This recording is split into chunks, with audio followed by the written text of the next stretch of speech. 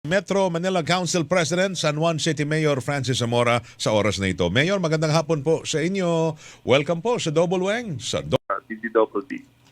Una tayo sa El Nino, Mayor, ang preparasyon ng Metro Manila LGUs dito sa Metro Manila sa panahon na ito na mukhang ramdam na ho natin ang tag-init. Yes. Tsaka yung epekto ng El Nino. May mga napag-uusapan ho ba kayong mga pamamaraan para ho maibsan ang epekto ng El Nino dito sa Metro Manila?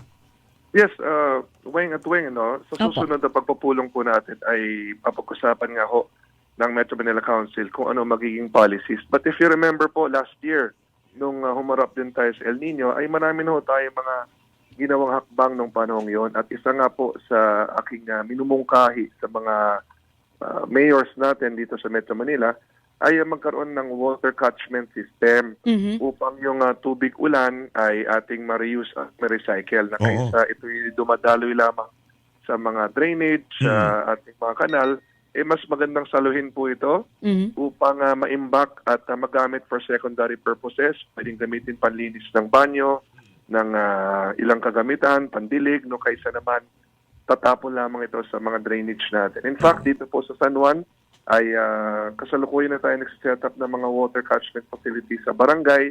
Ganon din po sa ating mga LGU-owned facilities. Ito yung paraan natin para i-reuse at recycle nga po ang tubig. Ano po yung water catchment niyan, Mayor? Ilalagay ba yan sa bawat barangay natin? Kasi yung need para sa ganong klase ng facility, parang the more na kailangan mas marami, mas maganda.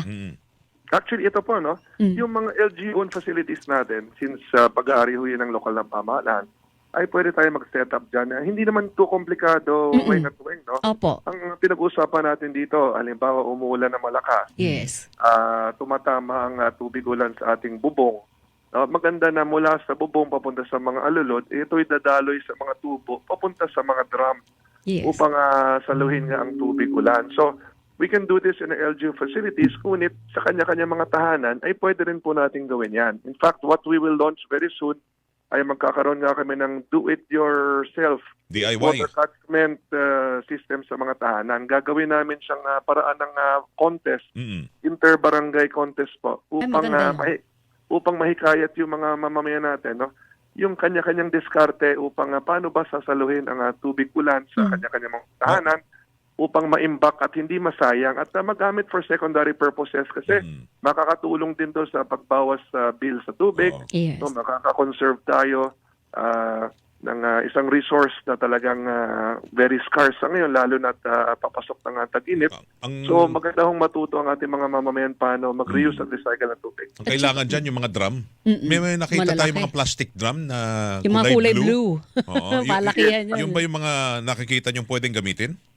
Opo, actually, through our CENRO fund, yung City Environment and Natural Resources Office Fund, pati po na ating City Disaster Risk Reduction Management Fund, ay nagpo-procure po tayo and we will turn over to our barangays mga drums, no? But syempre, hindi naman natin talaga kayang bigyan bawat tahanan ng kanya-kanyang drum. Kaya nga ho, gagawa tayo ng isang programa kung saan do-it-yourself, no, sa kanilang mga tahanan. Baka merong mga langgana na pwedeng gamitin, yun nga, yung mga existing drums po nila. Importante lang ho rito, ang framework o dapat iniisip o mindset natin ay huwag sayangin ang tubig ulan. Pwede natin itong gamitin sa secondary purposes. Ngayon, ang tanong po, no, paano kung hindi naman umuulan? Ano ang sasaluhin natin? Yes. Araw. Ang atin namang Solar. ang atin namang dapat gawin talaga ay magkaroon ng conservation measures, no? Matuto tayo wag magsayang ng tubig, yung tamang quantity lamang ng tubig ang ating gagamitin, and at the same time you can still reuse yung tubig natin na hindi basta-basta itatapon lamang. Pwede naman natin ipunin yung anumang pinaghugas natin, tapos ipapang-flush yan sa kubeta. No? So, kailangan talaga ay magkaroon tayo ng proper mindset of water. Kasi may Tama sasalo, po yan. hindi madadagdagan ng tubig sa kanal, hindi aapaw. Tama Diba? po yan. Oo. Maganda yung idea, Mayor. Kaya lang on the other hand, sa kabilang banda niyan, kailangan natin pag-ingatan naman yung pag-iipon ng mga itlog ng dengue mosquito, dengue carry mosquito, hindi po ba? That's true. So, Oo. part of the education campaign is kinakailangan gamitin agad yan. Hindi rin naman yan para i-impact ng matagalan dahil pwede nga maging dahilan pa ng dengue. Ano? So, what we will be teaching our constituents is immediately reuse it. No? Halimbawa, yung mga halaman, pwedeng idilig agad yan. Pwedeng ipang flush sa ating mga toilet bowls. No? Pwedeng gamitin agad. Opo. Part of the education really is to ensure na hindi naman maging dahilan pa ng iba't ibang klaseng sakit po yan. Opo. Marami hong mga LGU na ang since last year. Ginagawa po namin yan.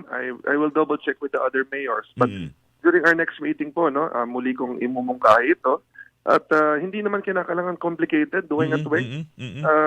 Basically, how do you make sure na yung tubig ulan ay dumaloy patungo sa mga drum o imbak? So we can be as creative as we can, no? Isipan natin ng kanya-kanyang paraan para lang hindi lang dumalo ito sa drainage o sa mga kanal. So, pero papayagan pa rin ang mga bata na maligo sa mga tubig ulan na dumadaan sa ano Oo nun naman, diba? syempre. Reusable pa rin naman yung ganung tubig pinagliguan ng mga bagets, di ba? Mayor, maliban po doon sa pag-iipon ng tubig, mahalaga yun na sana hindi lang pang sanuman magawa ito. Parang kumbaga ay whole of Metro Manila approach. Yung ganitong klase ng pagsala ng tubig, ay pagkuha ng tubig. Yes, not just in Metro Manila but even in other provinces. Exactly. Regardless kung may El Nino o wala, let us conserve water. Kasi yung bill natin pwedeng bumaba rin. Isipin mo kung araw-araw ang ipapanglinis natin sa ating mga toilet bowls o papangtilik natin ay reused water, mas makakabawas pa yan sa bill natin sa tubig. Opo.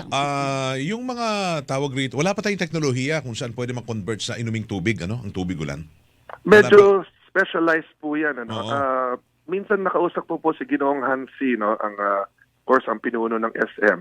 At one thing that will be done dito sa Green Hills Mall soon is they will be installing a facility wherein they will convert rainwater into drinking water. Pero of course, yung ganyang mga technology may be very expensive sa simula, no? Kaya lang it will be a good start also. Magandang panimula po yan na magkaroon ng ganitong advocacy ang isang business organization or sa gaya nito, no? Yung SM po, no? Ito yung nabanggit sa akin ng Ginoong Hansi personally dati. At excited po kami dahil ilulunsad po yan sa Green Hills Mall very soon.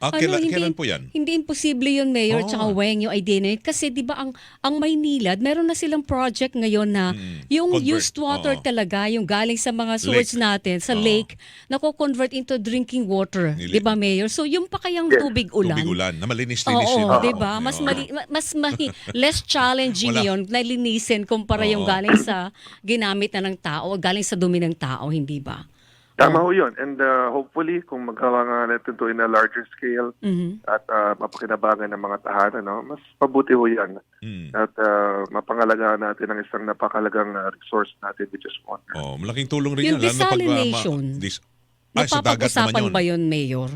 Medyo mahal nga daw po yung yung technology nun. At this point, we have not discussed desalination. Ang ating pong focus really is to reuse and recycle water. At like what you mentioned a few minutes ago, no, it's best that this can be done Metro Manila wide or even sa probinsya. No? At very basic lang ho yan. Hindi ho kailangan ng anumang teknolohiya ang pag-iimbak ng tubig ulan. We just have to be creative and imaginative kung paano bang ma-store rainwater at magamit immediately for secondary purposes. Kailan sisimulan yun sa Green Hills? Yung pwede nang mainom? Ayun. Actually, I will again meet with the mall management. Pero ano ho yan? Excited po ako dyan dahil isa rin sa kanilang advocacy-han. Part of their environmental projects yan. For sustainability. Sana may mag-sponsor niyan sa mga komunidad rin. Baka hirap po na makakuha ng tubig, access, clean water dito sa Metro Manila. Tapos sana sa mga may hirap na lugar, yung mga 4th, 6th class municipality, Mayor, parang yung mga mayayaman na katulad niyo sa San Juan, Makati, Quezon City, mag-adapt ng isang napakahirap na community para ibigay yung ganong klase ng technology. Sorry, Mayor, nilagay kita sa hot seat. Pero it's just an idea para matulungan din yung iba. Of course, as long as we can help other cities naman po, ay open-minded naman po tayo dyan. But ito po, going back dito sa binanggit ni Mr. Hansi, yes, if we see that it works at ma-replicate natin somehow, why not? No? We could make it happen in a larger scale. So, Mm-mm. excited po ako rito. I'm not honestly very familiar with this kind of technology. No? So, Mm-mm. pag ito'y ma-set up na po sa Dingles Mall, Mm-mm. ay aralin natin gaano ka komplikado ba Oo. Yes. ang mga kagamitan na kailangan. Baka naman kayang i-replicate Opo. in a larger scale. Tama. Oo. Oh, pero yung mga pagtitipid naman, Mayor, kasi may mga nabanggit ang El Nino Task Force o yung mga inflatable wag mo na masyadong gamitin, yung mga pool sa bahay o kaya naman yung mga car wash shop. Paano yun? May pagkocontrol ba ho sa kanila? Muna, may pakiusap na hinay-hinay lang sa paggamit. Alam niyo po, no, napag-usapan din yan nung nakarang taon, nung kasagsagan ho ng El Nino. At ang kasunduan po ay kanya-kanyang LGU pwede ho magpatubad ng mga ordinance. Bakit po? No? Iba-iba ho kasi yung demographics ng mga Metro Manila LGU. Halimbawa, ang ibang lungsod, meron silang mga hotel, may mga golf course. No? Naman ho sa San Juan, halimbawa, wala naman kaming golf course. Wala naman kaming mga malalaking hotels sa may mga swimming pools. So, iba-ibang policy ho, catering to the demographics of the city. Kinakailangan mag-customize sa mga mayors base po sa yung mga facilities within their city. So, lahat ng mayors po, under the local government code, may authority naman kami magpasa ng mga ordinansa kung sa tingin namin kinakailangan mag-regulate po ng certain establishments, lalong-lalo na yung mga malakas ang consumption sa tubig. So, each LGU po can implement that. Wala naman pong pinapataw na Metro Manila-wide policy ho rito because it will depend on the needs of the LGU po. Yes. Okay. Okay. Mayor, Sila. may banggitin lang ako sa Facebook Live natin. Sabi ni Nestor Plarisan, siya po'y taga San Juan. So sabi niya, Opo. matagal ko na pong ginagawa yung pagtitipid ng tubig, may El Nino man o wala. O, di ba? Tama ho. That's correct. And we can do it individually in our own house. Oo. Kahit Ayun. walang pag-uudyok o pagsusulang o pagtutulok ng local government unit, on our own, sa bahay-bahay Yes. natin, gawin natin, di ba? Tama po yan. Yes. Tsaka- Apa. At saka yung, di ba ang San Juan, dyan ba ang unang water district natin? Tama ba? Well, Kung nagkakamali. Sa may pinaglabanan ba yon? Pinaglaba. Yung ano ngayon, parang Ito po. museum na siya, Mayor. Oo, hindi ko pa ito napuntahan pong, yun. Kung may oras ho kayo, no, ikakwento ko lang mabilis to Please, for the appreciation of everyone what deposito. El Ang El Deposito. Deposito po, ang itake ni Andres Bonifacio noong August 30, 1896. Dahil naniniwala po nun si Andres Bonifacio na kung makuha niya ang supply ng tubig ng Kastila ay mananalo siya sa digmaan.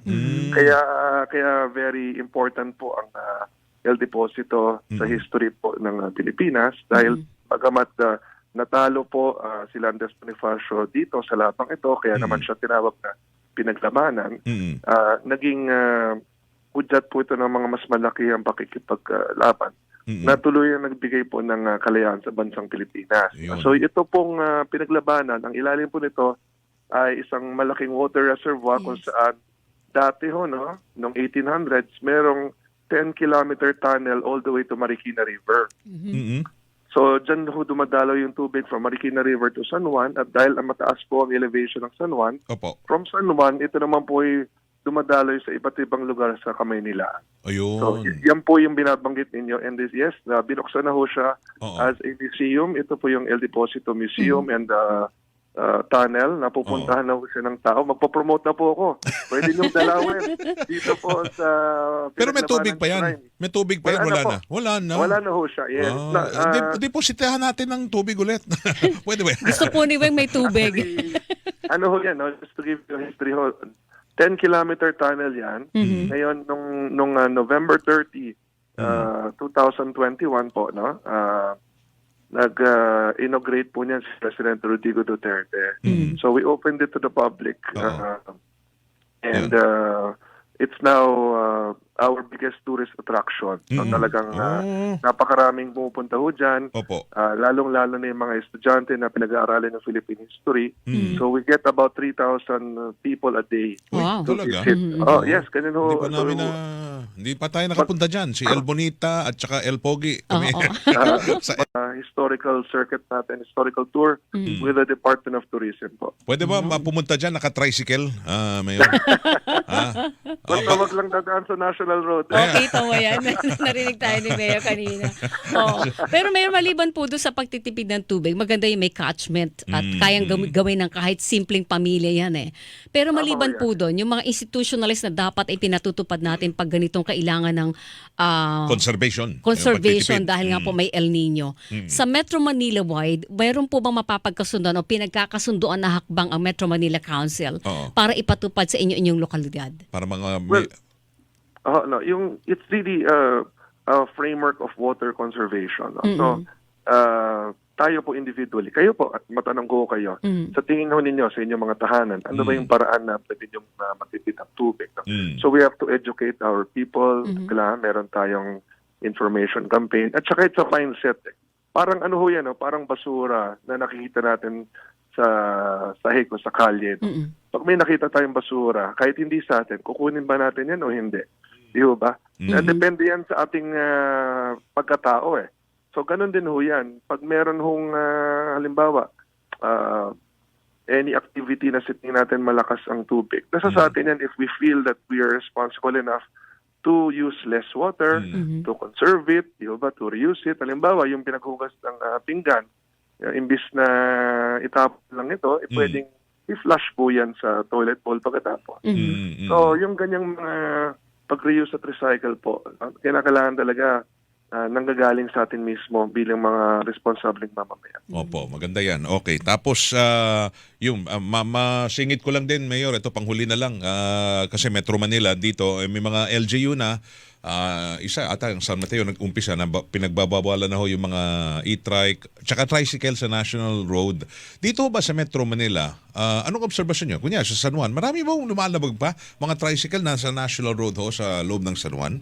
Okay, dito sa San Juan, no, yung mga toda po natin, may kanya-kanyang rota po sila.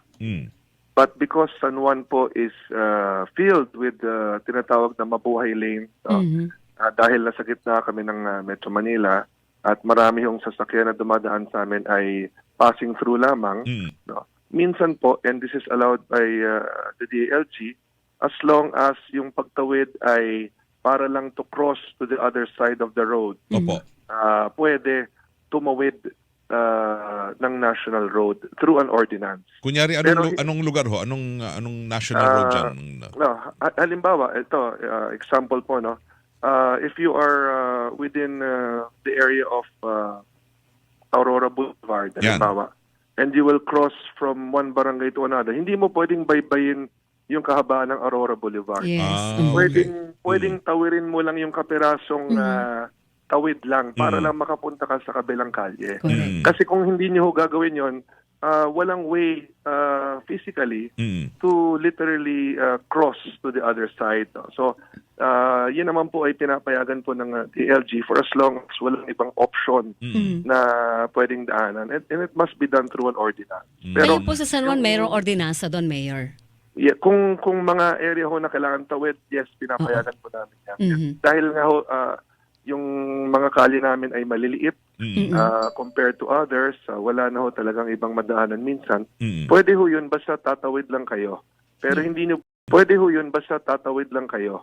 Pero hindi nyo yung kahabaan ng mga national roads. Oo, lalo't yung Aurora Boulevard sa ako po na San Juan, napakanipis nung kalye doon, di ba, Mayor? Parang tig 2 lanes lang.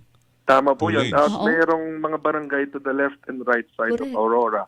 So if you will not allow the tricycle to cross, wala na talagang mode of transportation naman yung ating mga mamamayan. So ito yung mga case-to-case basis na tinatawag po. No? But generally po, no, hindi talaga dapat sa national road sila kasi meron silang dapat mga sariling mga kalig dinadaanan. At prescribed naman po yan ng ating mga TRB o yung Tricycle Regulatory Board Yes. ng mga local government units po. No? Ang tricycle po kasi sakop po yan ng mga LGUs. So kailangan yung mga rota ho niyan ay pinag-aaralan mabuti bago sila bigyan ng mga license, no? Kung saan yung area na iniikutan ng kanilang mga toda. Pag nahuli ho ba na, ayun, bumabaybay sa national, anong parusa ho dyan? Ay, may mga ordinance po tayo. Merong mga prescribed fines po yan. Fines, oo. Again, no, rather than fining them, mas maganda talaga na sumunod na lang nga sila sa mga tamang rota. At saka ayaw din kasi natin na sobrang daming mga tricycles. So we just limit yung mga franchise na inilalabas natin. Kasi minsan nag-overlap na rin sila sa mga rota. Kumbaga, sobra-sobra na rin yung dumadaan sa certain roads. No? So, Mayor Opo, pagdating naman sa usaping e-trike, kanina bago tayo nag-usap for the interview, kausap ko lang po si Attorney Vic Nunez ng MMDA at pinag-usapan nga namin na next week, isasama rin namin sa pagpupulong yung diskusyon tungkol nga sa e-trikes, e-bikes, kasi kinakailangan magkaroon nga tayo ng Metro Manila-wide policy. Kasi ang e-trike, e-bike na to, tatawid yan from San Juan to Mandaluyong to Quezon City. Mahirap po na each city will have its individual policy. Correct, Mayor. Di ba meron na po tayong tinatawag na standardized traffic laws and fines. Yung ating single ticketing system, di ba, sa Metro Manila.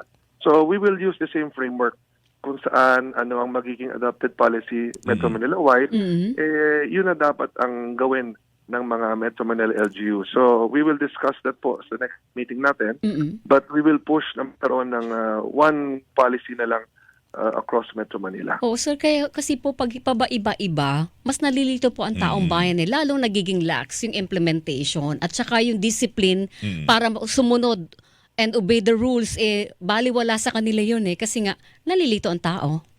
Tama po yan, and I agree that it has to be one and the same for the entire Metro Manila. Yes. Pero initially, ang konseptong pagre-regulate ay pag e-trike ka, e-scooter, hindi ka talaga pwede sa mga national road. Yun muna. Yun Pero sa talaga ang mga major. inner roads, pwede dun lang sila. Opo, because when Yun you talk about national roads, nandiyan yung mga bus, Yes. yung mga malalaking sasakyan, and delikado na sumasabay pa yung mga smaller vehicles po. No? So, Correct. yun naman ang essence, and of course, is the safety ng ating riding public po. Hindi, pero yung iba kasi mga national road, may may motor, may bike lane. Pwede ba sila doon sa mga bike lane? Kung e-bike ang gamit nila. Okay, again, it will be discussed po sa ating magiging pagpupulong.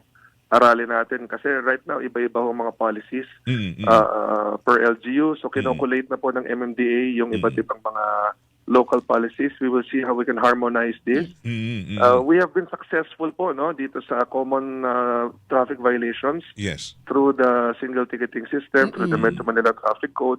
So I'm very optimistic we can come up with a Metro Manila-wide policy also. Yes, na hindi naman ho maging mahigpit kasi ang teknolohiya ngayon iba na Meron nga ako nakita, lalaki, ang sinasakyan niya, hindi scooter, pero parang gulong.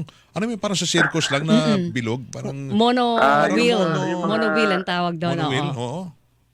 And yes, we also have to update siguro yung dito sa ating mga policies ng LTO na maganda makapag-align dahil example yung mga electric vehicles, yung mga electric cars, yan binigyan na rin sila ng mga incentives if you own or use an electric car. So, syempre, nakikita natin slowly nagta-transition ang mga sasakyan from yung mga gumagamit ng gasolina at diesel, transitioning to electric vehicles. Yes, sir. So, kailangan revisit din natin yung mga dating policies. Dahil syempre, nagbabago rin ang panahon, nagbabago ang teknolohiya. We have to adapt also to the changing times. Alright. Okay, abangan namin yan. Mayor, thank you ha. Opo, yes. Thank you.